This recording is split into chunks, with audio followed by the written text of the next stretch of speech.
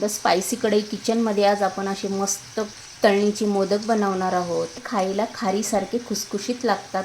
तुम्ही नक्की ट्राय करून बघा आणि कमी वेळेत पटकन होणारे हे मोदक आहे. तुम्हाला जर ही फुल रेसिपी बघायची असेल तर मी इथे लिंक दिलेली आहे, चॅनलवर जाऊन तुम्ही बघू शकता. असं छान मस्त ओलसर आपलं सारण झालं पाहिजे.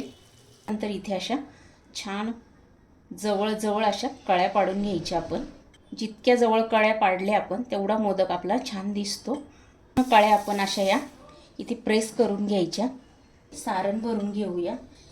भरपूर सारण भरायचं असं की खाताना आपल्याला मोदक इथे छान मस्त टेस्टी लागतो. ज्या सर्व कळ्या आहे ना ते एकाच बाजूला अशा झुकवून घ्यायच्या. बंद करून घ्यायचं आहे. शेंडी अशी वरती उचलून घ्यायची. किती छान मस्त कळ्या पडलेले आहे.